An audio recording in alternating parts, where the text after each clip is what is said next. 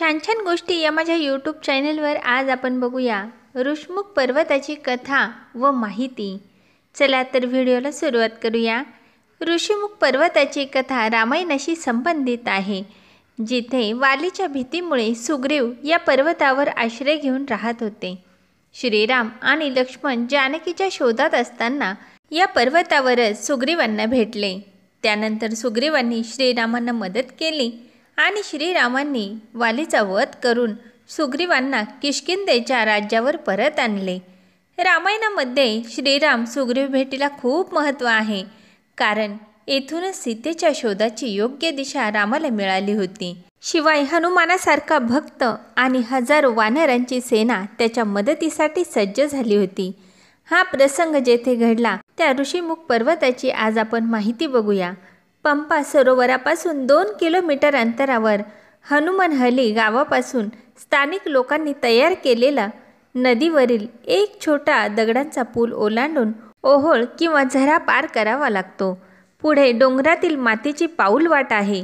येथे तुंगभद्रा नदीच्या तटावर विजयनगर साम्राज्यातील दगडी अवशेष मोठ्या प्रमाणात विखुरलेले आहेत। डोंगरातील पाऊलवाट पार केली की तुंगभद्रा नदीचे विशाल पात्र गोल होडीतून ओलांडून ऋषमुख पर्वताजवळ जाता येते। ऋषमुख पर्वत म्हणजे एक मोठा डोंगरच नाहीये, तर लहान लहान दगडी टेकड्यांच्या समूहाला ऋषमुख पर्वत असे म्हणतात। येथे सर्वत्र लालसर नारंगी रंगाचे लहान मोठे अति मोठे दगड गोटे सर्वत्र नजर पोहोचेल तिथवर विखुरलेले दिसतात। दगडी गोट्यांच्या पर्वतामधून तुंगभद्रा नदी वाहताना दिसते आणि तिच्या सभोवती हिरवी झाडे आणि शेतं दूरवर पसरलेली दिसतात। येथे एक तलाव आहे, त्याला सीता सेरगू किंवा सीता तलाव असे म्हणतात। रावण सीतेला विमानातून या मार्गावरून नेत असताना सीतेने आपल्या साडीच्या पदरात आपले काही दागिने बांधून ती पोटली खाली टाकली।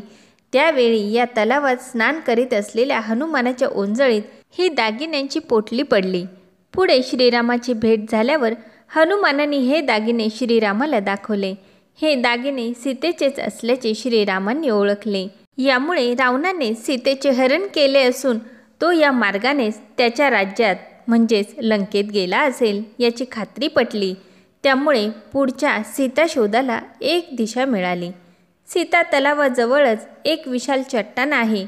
या चट्टानाजवळच प्राचीन नृसिंह लक्ष्मी मंदिर आहे। मंदिर अतिशय भव्य आणि सुस्थितीत आहे। पौराणिक ग्रंथानुसार भगवान विष्णूचा अवतार असलेले नृसिंह आणि माता लक्ष्मी यांचा विवाह येथेच झाला होता असे मानले जाते। येथे जवळच दगडाच्या टेकडीखाली सुग्रीव गुफा आहे। ऋषमुख पर्वत म्हणजे सर्वत्र विखुरलेले मोठमोठे दगड किंवा दरडी। हा सगळा परिसर ऋषिमुख पर्वत म्हणूनच ओळखला जातो। मातंग ऋषींच्या शापामुळे वाली ऋषिमुख पर्वतावर येऊ शकत नव्हता। ऋषिमुख पर्वताच्या जवळ आला तर तो मरेल असा शाप मातंग ऋषीने दिला होता। हे माहीत असल्यामुळे सुग्रीव आपल्या मंत्रीगणांसह या पर्वतावर लपून छपून राहत होता। याच ठिकाणी आहे सुग्रीव गुफा।